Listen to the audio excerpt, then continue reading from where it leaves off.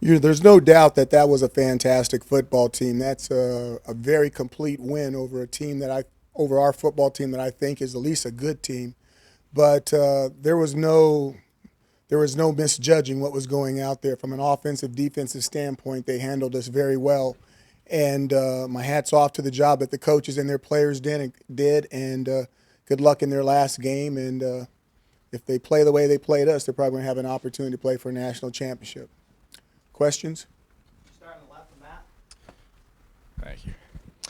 Dino, after the Louisville game, you said that this game is a freebie because it doesn't affect the place in the conference standings. After a 33-point loss, how do you think it affects the national conversation around you guys? The national conversation? In terms of what bowl game you guys might play in, where do you think that you stand nationally after this game? Well, I think the main thing is that's everybody else can handle that kind of stuff. We've got some guys that are hurting based off of what happened in a football game. We need to get back and regroup and play the type of football that we've been playing all season. This is a speed bump, and we just don't want it to happen again. That was a doggone good football team.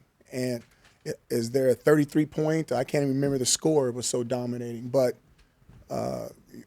you can't dismiss what they did. We've got to rebound, and we've got to play much better than what we just did.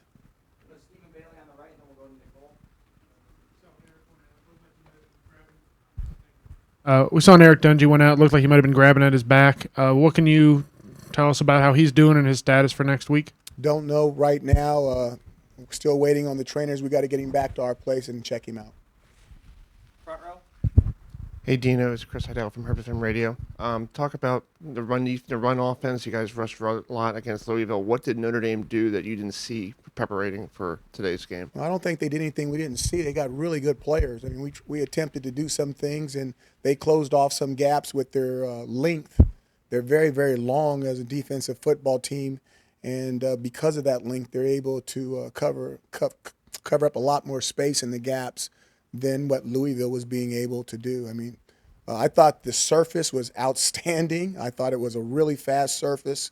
Hats off to the Yankees organization. That field was nice. And unfortunately, we didn't play our football. The way we played football didn't match the way the field was prepared today because the field was in excellent shape. Coach, losing Eric really seemed to take a lot out of your team. It's been through this before, but it really seemed to take a lot out of your team. It didn't seem like your team recovered from seeing him being helped off. How big a blow was that? I don't know if that was that big of a blow. The thing that I saw was there was a lot of mistakes, you guys, that were going on, missed tackles, drop balls. I mean, we're dropping touchdowns in the end zone on guys that have made plays for us the last 2 or 3 weeks. We've got guys that are jumping up and locking in and catching the football and then hitting the ground and the ball's coming out.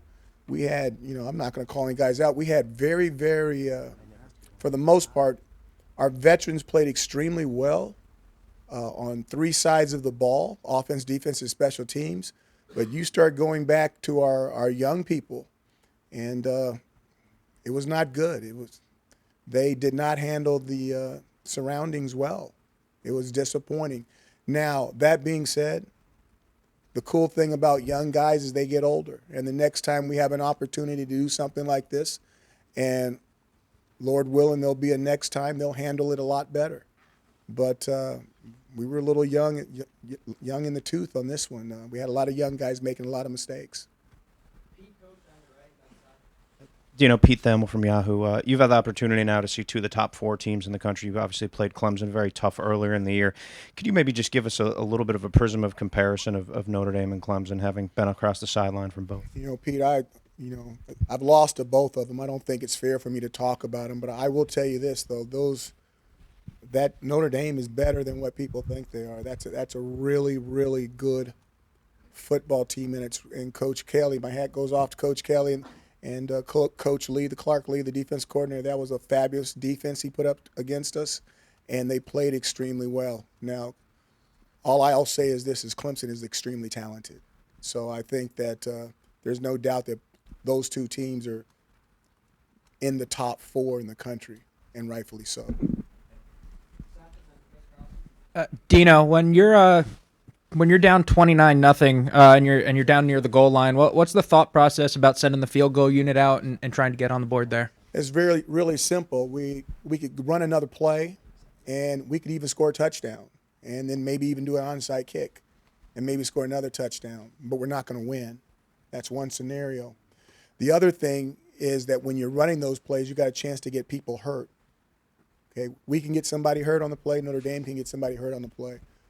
The score did not matter right there. So it was just go out, run out, kick a field goal, keep your guys healthy, and move on to the next game.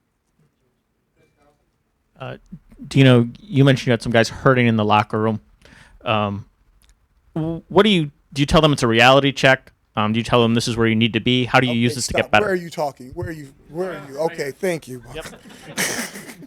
Okay, start again, please. Yeah, sorry. You said you had guys hurting in the locker room emotionally from this. Do you tell them it's a reality check? Do you tell them this is where you need to get to? How do you use this to get better?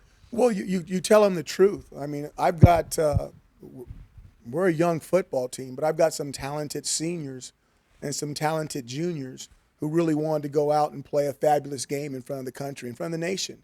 And we just didn't have enough underbelly to support that. If you look at Clayton, Chris Slayton, and Alton Robinson, and Coda Martin, and Cody Con, I mean, those guys, Dante Strickland. I mean, there's some upperclassmen, Jamal on special teams. They played a heck of a game, but the rest of the team wasn't ready yet. We weren't mature enough. We weren't old enough to handle this football team. Now, I'm a little amiss. I can't tell you how many seniors and juniors they have over there, but I would imagine, based off of the way they play, that they have a lot of seniors and juniors over there in their two deep. I just can't remember right now. Josh on your left, Coach. Dino, was just curious what you thought of where kind of the defense might have gone wrong tonight and how Ian Book's mobility maybe played into that, the Notre Dame quarterback moving around. No, I wouldn't say that the defense went wrong. With the offense really didn't help those guys. I mean, they beat us with 33 points. You know, that's not a lot of points to us. You know, so I'm not going to sit here and talk bad about the defense. I will say that the mobility of the quarterback at Notre Dame is definitely an advantage. And there's guys get very, very close to him, and you think you've got him, and then all of a sudden he's really slippery like an eel, and he has the ability to kind of like a punt returner to go up, to go back, to go in, to go out. And our big guys really had trouble tracking him down. Now, from another standpoint, they were out there on the field so much, and they were so tired, it really wasn't fair to them to try to get after that jackrabbit like that with the amount of reps that they were, the amount of plays they were out there playing on the defense, on the football field. You mentioned Clark Lee a little bit earlier. I realized the quarterback switch hurt you guys. But just schematically, what did Notre Dame's defense do to sort of keep you guys uncomfortable? They were very simple. They were very similar to Clemson. They really they turned the game from chess to checkers, and now guys have to make plays. I mean, there was numerous passing combinations when that we called, and you looked out there and everybody was covered. And if there's covered, there's nowhere for the quarterback to throw the ball to. You know, if Eric is in the game, he's going to create with his legs. You know, Tommy does it a different way. And then there was a lot of throws where Tommy's just throwing the ball away. He's not being inaccurate. He's looking. There's nobody open. The rush is getting close, and he's putting the ball out of bounds, saving down and distance so we can have another opportunity on the next down. Hey Dino, so obviously you mentioned the young players. They're struggling on in this game, in this big game. Well, they're going to now get to Boston College and then a bowl game. How exactly are you going to get them to grow up fast and be ready for these big challenges? Oh, this will make them grow up. They'll go home. They'll hurt. I'll hurt, and with those open wounds, they'll turn to closed scars, and we'll get better, and we'll remember. This does. If it doesn't kill you, it makes you better. We're going to grow from this. There's no doubt about it. We'll be better the next time we come into this situation. Time for one more question. Mark Larson, the back on the left. And so you talk about the younger guys struggling. Is Tommy one of those guys you're talking about? Where is he in his development? What did you see out of him today? I thought that this was a big venue for him. He's back home basically in front of his family and friends and high school teammates and all that kind of stuff. I think when it's all said and done, this is going to make him better as well. You guys, thank you so much.